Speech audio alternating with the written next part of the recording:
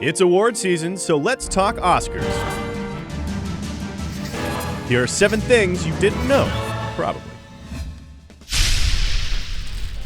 I think we can all agree that the Oscars are way too long.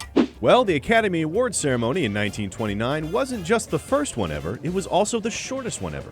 It was just 15 minutes long, and all the winners were notified in advance, which gave the losers more time to practice forcing smiles and faking applause than they have today. In 2010, Sandra Bullock had the unique distinction of being nominated for both Best and Worst Actress. She was up for an Oscar for The Blind Side, as well as a Golden Raspberry for All About Steve. Yeah, remember All About Steve? That happened. That totally happened.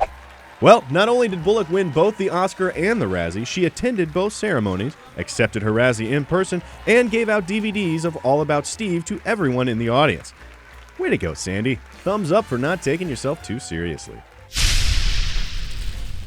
Actually, many movies have been up for both Oscars and Razzies over the years, including episodes 1, 2, and 3 of the Star Wars saga, mostly thanks to Jar Jar Binks. But 1987's Wall Street had very different outcomes for 2 of its stars. Michael Douglas won an Academy Award for Best Actor. Meanwhile, Daryl Hannah won Worst Supporting Actress that year at the Razzies.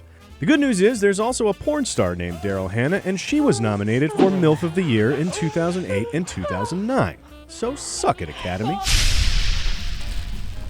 Did you know you're not allowed to sell your Oscar? The Academy created a rule in 1950 saying that Oscar winners cannot sell their statuettes without first offering them back to the Academy for $1.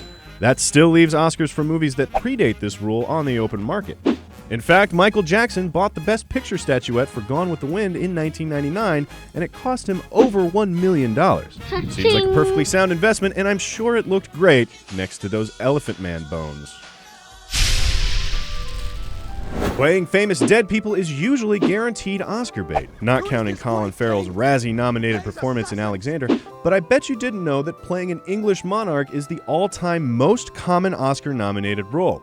Just ask Judi Dench, who won an Oscar for playing Queen Elizabeth in Shakespeare in Love, despite appearing in the film for less than 8 minutes.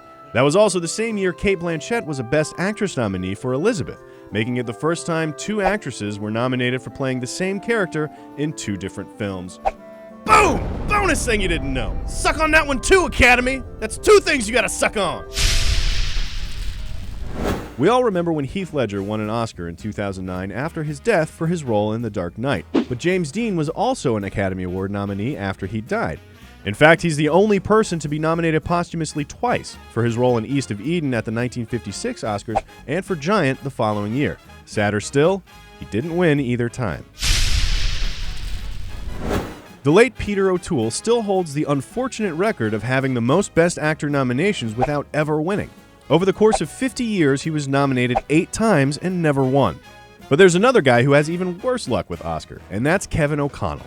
His work on films like Top Gun, Spider-Man, and Transformers have earned him 20 nominations for sound and sound mixing, but so far, 0 wins. That includes being nominated against himself in 1997 and 1999. Even with double the odds of winning those years, there was still no miniature naked golden man for Kevin. Jeez, who did this guy piss off at the Academy? That's it for today's episode of Things You Didn't Know, but be sure to subscribe to Cinefix for more true-ish facts about movies. Thanks for watching.